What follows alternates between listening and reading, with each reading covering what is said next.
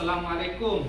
Waalaikumsalam warahmatullahi wabarakatuh. Gimana kabar anak-anak Bapak semua? Alhamdulillah luar biasa. Allahu Akbar. Apakah hadir ini semua? Hadir Pak. Hadir, alhamdulillah ya. Berarti anak-anak semua hari ini lebih semangat dari minggu yang lewat ya. Ya. Baik, supaya lebih nyaman kita belajarnya, supaya lebih tertib, tenang, ya rapikan dulu semua bangkunya ya. Selalu ada sampah, bersihkan dulu. Udah bersih semua? Udah Pak.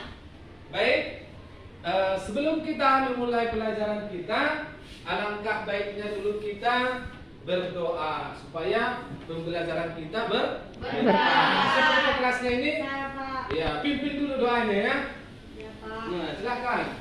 Sebelum kita belajar ada baiknya kita berdoa. Berdoa dimulai. Bismillahirrahmanirrahim. Radina billahi rabba wa bil islami dina wa bi Muhammadin nabiyya wa rasulah.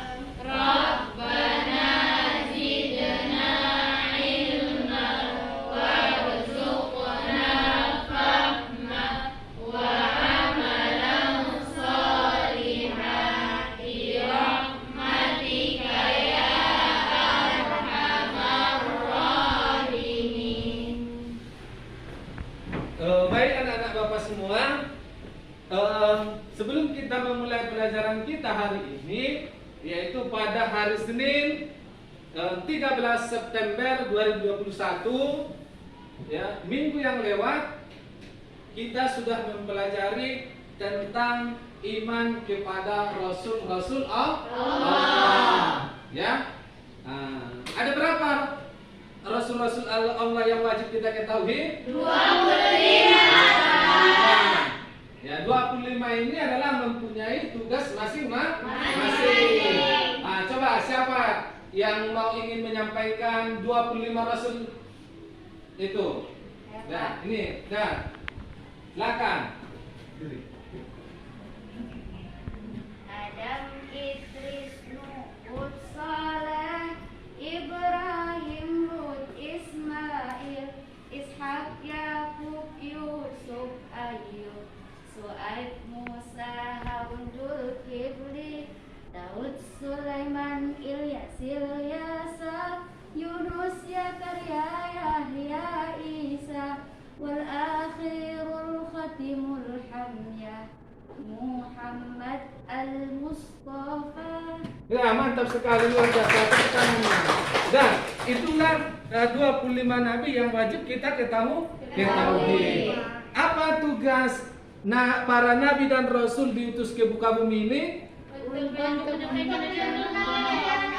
Ya, untuk menyampaikan atau menyempurnakan ajaran Allah. Baik, karena anak Bapak semua sudah paham tentang materi iman kepada Rasul-Rasul Allah, maka kita akan lanjut materi kita pada hari ini, yaitu tentang ini prinsip ekonomi Islam.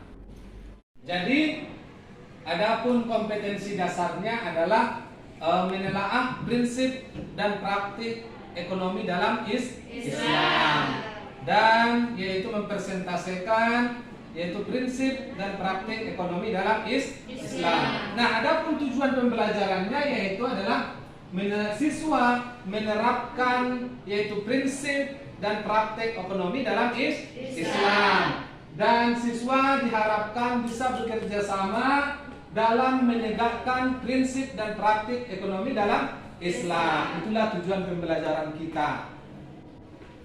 Dan jadi bagaimana prinsip ekonomi dalam Islam? Nah, ini ada dia muamalah namanya. Apa itu muamalah? Ya, yaitu adalah menukar barang dengan barang, ya, ataupun menukar uang dengan uang yang ada manfaatnya. Nah, itulah dia muamalah. Nah, jadi dalam bermuamalah itu adalah dihalalkan dalam Islam asalkan tidak ada unsur tipu daya ataupun tidak ada di situ jual beli yang rusak ataupun yang diharamkan oleh syariat Islam.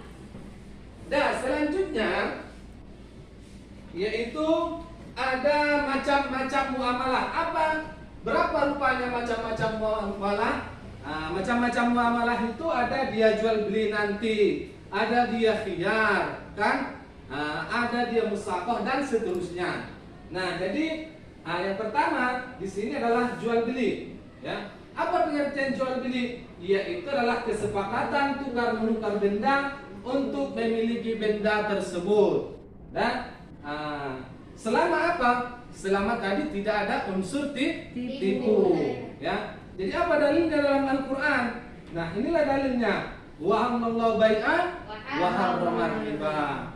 Di mana artinya adalah Allah telah menghalalkan jual beli dan mengharamkan riba. Riba itu adalah maksudnya penambahan, ya, harga yang tidak sesuai, kan? Ataupun dengan adanya tipu daya. Nah, jadi dalam jual beli ini kan ada dia rukun dan syaratnya harus dipenuhi. Yaitu pertama rukunnya apa? Ada pembeli, harus ada dulu pembelinya, kan? Yang kedua apa? Ada penjual. Ada penjual berarti ada yang membeli, ada penjual. Nah, sudah ada yang kedua itu berarti yang ketiga adalah ada barang. Yaitu barangnya adalah barang yang tidak dia ada unsur yang diharamkan. Barangnya jelas, kan? Itu dia. Berarti barangnya adalah milik sendiri. Yang dijual itu adalah milik sendiri, bukan milik orang lain yang tidak diketahui pemilik lain. Yang ketiga ada akad. Ada akad, ada ijab. Ya. Berarti ada akad, ada ada ijab dan qabulnya. Berarti sama-sama suka. Ya, antara pembeli dan penjual sama-sama suka terhadap transaksi itu. Ya.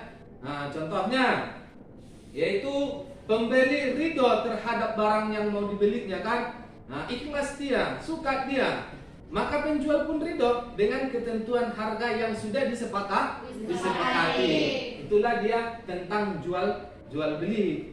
Dan jadi selanjutnya yaitu dalam jual beli ataupun selanjutnya macam-macamnya adalah ada khiyar. Ya, tadi adalah jual beli. Ini ada khiyar, kan? Khiyar itu apa artinya? Yaitu adalah bebas memutuskan antara meneruskan jual beli atau membatalkannya. Ya, apakah dia lanjut atau tidak? Harus ada kesepakatan. Itu dia, ya. Jadi di mana antara pembeli dan penjual sama-sama menyepakatinya. Dan jadi macam-macam khiyar ini ada 3. Dan apa yang 3 itu? Apa yang pertama? Khiyar majelis. Ya. Apa itu khiyar majelis? Yaitu adalah selama penjual dan pembeli masih melakukan transaksi di tempat. Masih di tempat itu ya, melakukan transaksi ataupun masih tawar menawar, kan? Apakah cocok atau tidak, kan? Itu dia ya. Sehingga apa? Maka kalau dia khiyar majelis harus diputuskan di tempat itu. Apakah jadi dia membeli barang itu atau tidak? Kan? Apakah dia membatalkan atau tidak? Harus putus. Kenapa? Kalau dia tak putus di tempat itu, maka menjadi beban untuk penjual, ya. Nah, itu dia. Yang kedua, khiyar apa dia? Ya.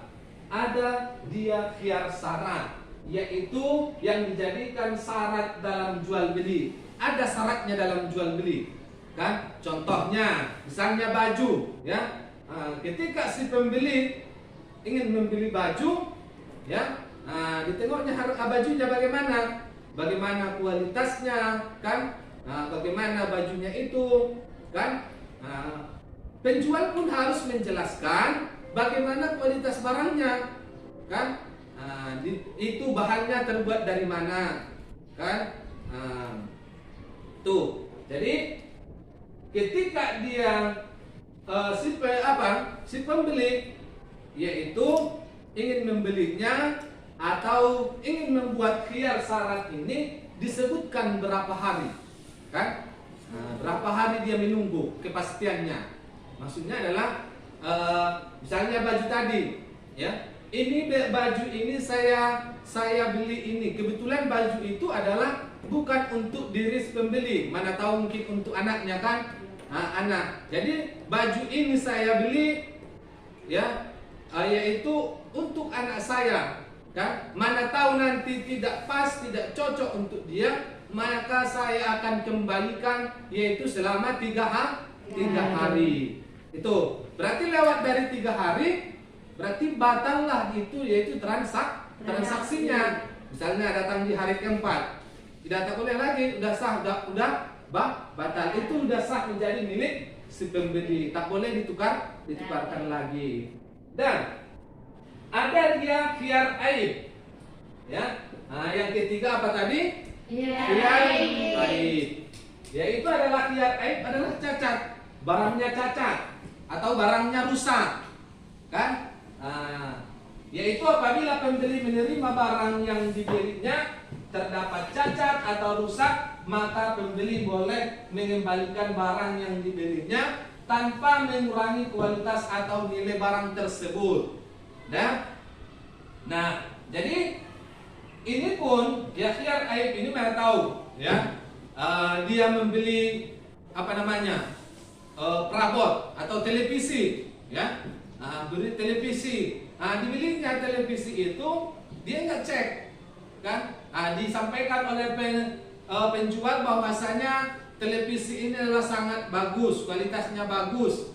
Ternyata dibawa pembeli, ternyata di rumah ketika dinyalakan gambar televisi tidak nampak, rusak, ya. Maka si pembeli bolehlah dia mengembalikannya, tapi dengan catatan bahwasanya rusaknya adalah mulai dari toko, bukan dibuat atau dilakukan oleh si pembeli.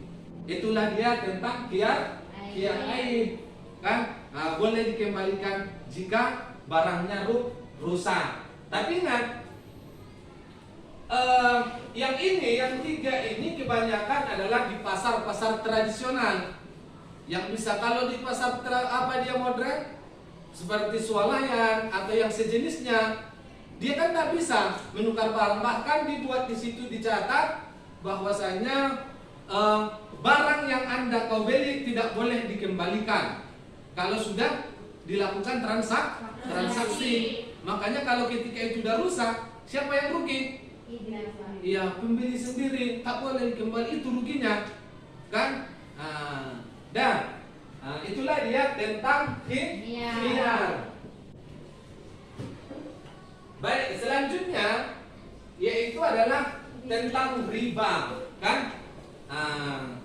Riba adalah yaitu bunga uang atau nilai lebih atas penukaran barang, sering terjadi dalam pertukaran bahan makanan, perak, emas, dan pinjam meminjam. Jadi ingat, ketika supaya kita terhindar dari riba ini, ya, makanya kalau dia ingin menukarkan ya perak dengan perak, harus sama dia harganya, sama dia jenisnya, kan? Jangan ada ditukarkannya perak dengan harga misalnya 1 juta, ya. Ketika datang si kawannya yang bertransaksi ditambahinya, kan? Tak boleh, harus sama nilainya, ya, sama jenisnya, itu dia. Itulah dia supaya kita terhindar dari riba. Ada dia perbankan. Bagaimana perbankan ini? Ya, jadi perbankan ini ada dia 2 macam, ya. Ada konvensional dan ada dia muamalah atau syariah. Nah, kalau dia konvensional, yaitu adalah masih ada dia unsur ribanya. Ini dia ya. Bank tujuan utamanya adalah yaitu dana disalurkan kepada pihak yang memerlukan, perorangan maupun badan usaha. Yaitu ada dia sistem bunga kalau dia di bank konvensional, kan? Sementara kalau dia bank syariah, yaitu adalah bank yang menjalankan operasinya menurut syariat Islam. Istilah bunga yang ada pada konvensional tidak ada dalam Islam atau bersih dari riba. Jadi bank syariah ini terhindar dari unsur riba. Baik, anak-anak Bapak semua. Jadi tadi Bapak sudah menjelaskan yaitu tentang materi kita prinsip ekonomi Islam. Jadi supaya lebih paham lagi, ya, supaya lebih jelas lagi, ada sumber belajar kita, ya, yaitu adalah penjelasan dari video, ya. Amatilah dengan baik penjelasan yang ada di video ini. Ini Bapak akan tampilkan videonya.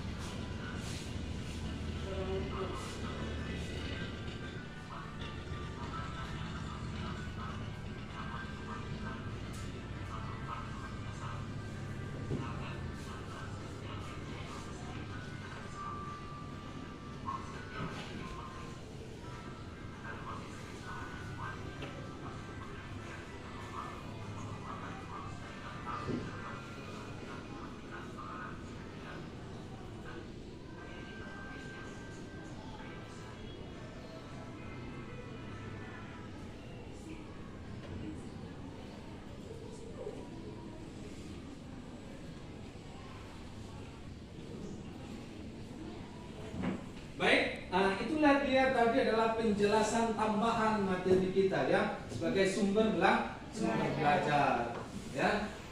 Jadi selanjutnya, ya, mungkin anak-anak Bapak sudah mulai paham, yaitu tentang prinsip ekonomi Islam ini, ya. Jadi selanjutnya ada tugas kita, ya. Kita nanti akan kerja kelompok, yaitu nanti Bapak memberikan masalah untuk didiskusikan. Makanya strategi yang kita gunakan yaitu adalah strategi berbasis masalah, ya mencari masalah. Nah, jadi yaitu tugasnya nanti adalah mengamati gambar. Gambarnya nanti Bapak akan tampilkan di sini ataupun sesuai dengan di lembar kerja para anak-anak Bapak semua, yaitu untuk dikerjakan. Jadi oleh karena itu para anak-anak Bapak semua, ya kita nanti akan membagi kelompok. Ada nanti 3 kelompok ya. Masing-masing kelompok yaitu adalah ada 4 orang, ada 5 dalam satu kelompok. Jumlahnya adalah 3 kelompok. Dan jadi mulai sekarang kita bergerak untuk membentuk kelompok. Silakan. Baik anak-anak Bapak semua, karena kelompoknya ini sudah terbentuk, ya semua sudah ada di pos masing-masing, di mana di sana kelompok 1, di sana ada kelompok 2, dan di sini ada kelompok 3. Jadi tugasnya adalah yaitu kalian amatilah gambar yang ada di sini, ya, ataupun di lembar kerja siswa. Nah, amatilah bagaimana kegiatan ini. Ya, pertama ada yang gambar yang berdagang, ya, bikin komentarmu tentang bagaimana berdagang yang seharusnya dalam Islam. Ada dia tentang ini timbangan, bagaimana timbangan dalam jual beli, kan? Ada dia gambar bank, ya, bagaimana sebenarnya bank itu, kan?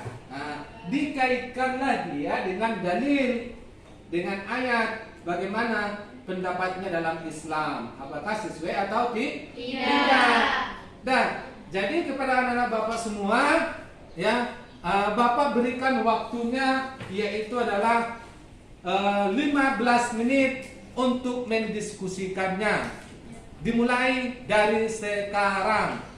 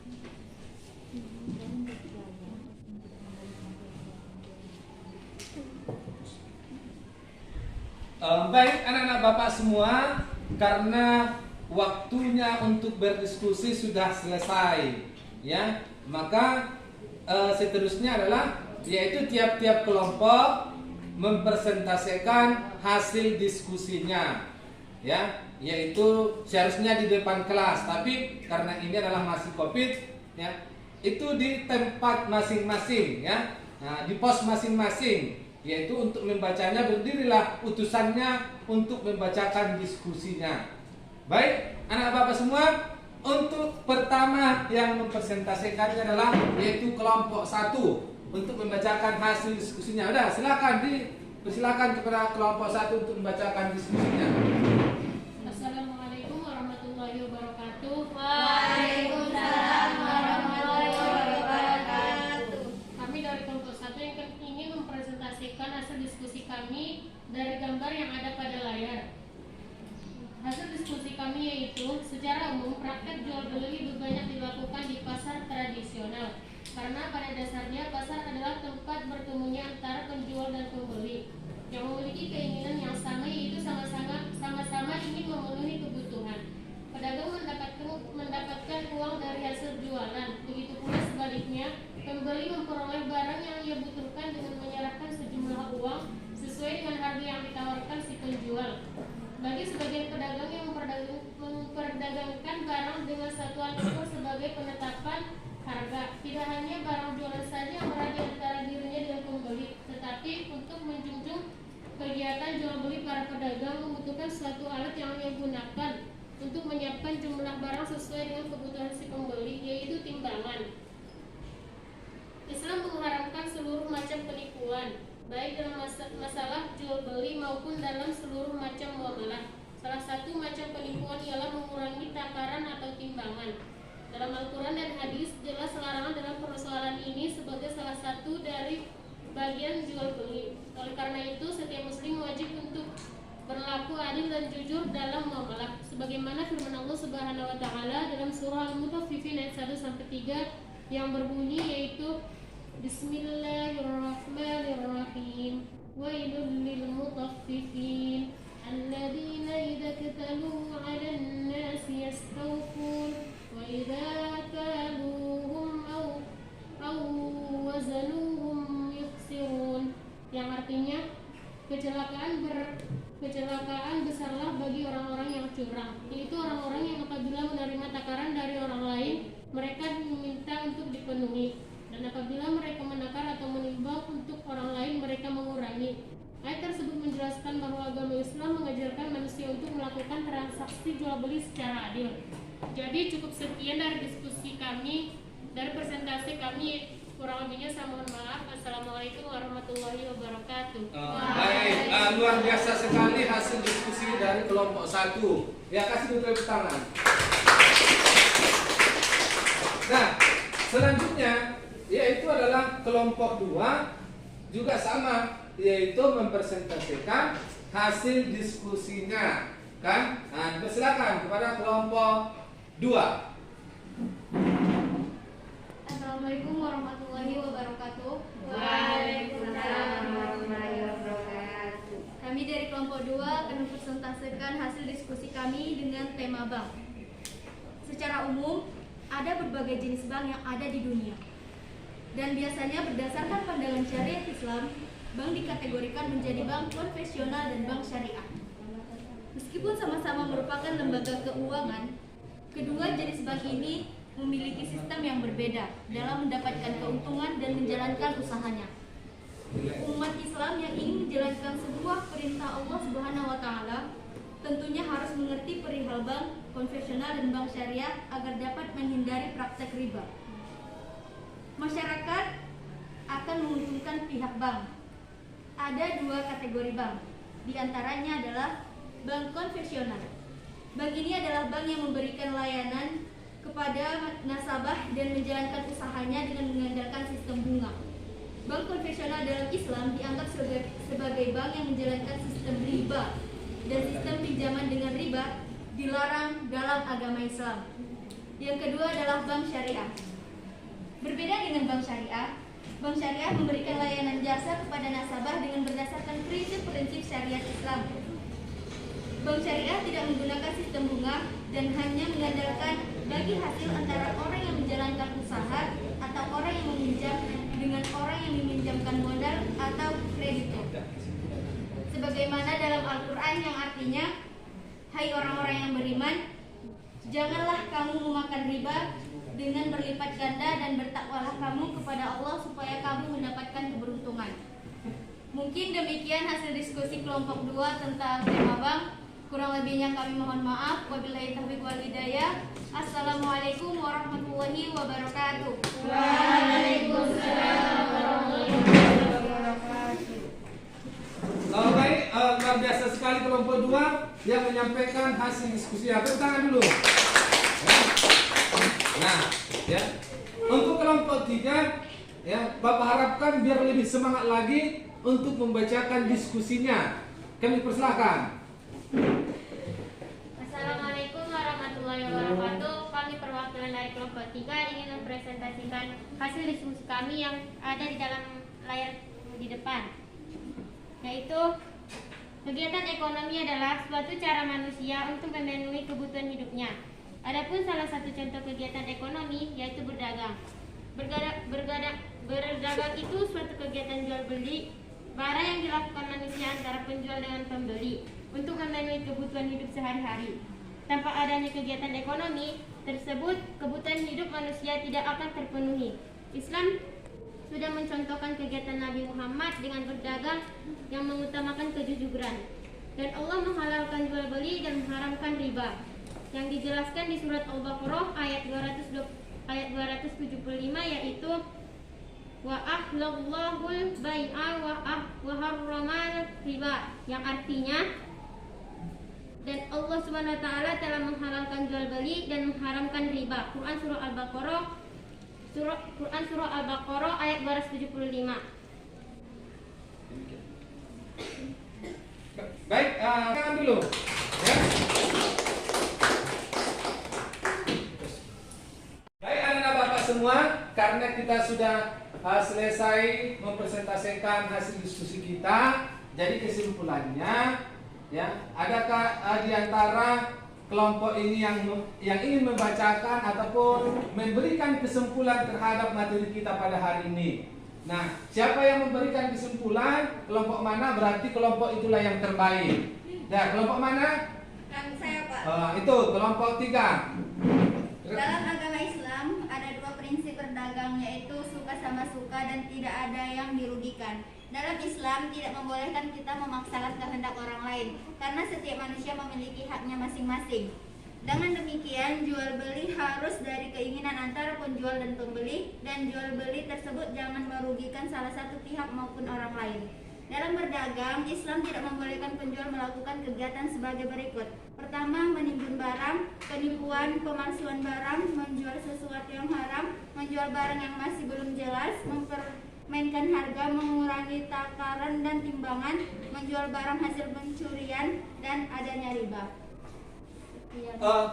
Baik, kasih tepuk tangan kepada kelompok yang terbaik. Dan jadi itulah dia kesimpulannya, bahwasanya kita ini apabila kita berdagang, yang pertama kita tanamkan adalah nilai-nilai kejujuran. Itulah dia intinya, harus jujur dalam berdagang. Dan ada berapa tadi rukun jual beli? 3. Ada berapa? 4 kan? Apa yang pertama? Pembeli. Ya, pembeli. Baru yang kedua? Penjual. Yang ketiga? Yang keempat? Ya, itulah dia rukunnya. Kan itu harus ditunaikan setiap berdagang. Baik anak-anak Bapak sekalian, karena tugas kita ataupun materi kita sudah selesai, maka tugasnya di rumah yaitu untuk mencari apa perbedaan antara bank konvensional dengan bank syariah. Ya, dituliskan apa perbedaannya. Minggu depan itu dibawa, disampaikan, diberikan kepada Bapak. Udah paham? Itulah tugasnya, kan? Demikian saja materi kita pada kesempatan ini. Ya, mudah-mudahan kita mengamalkannya dalam kehidupan sehari-hari dan kita tetap semangat dalam belajar. Wabillahi taufiq wal hidayah. Assalamualaikum warahmatullahi wabarakatuh. Waalaikumsalam.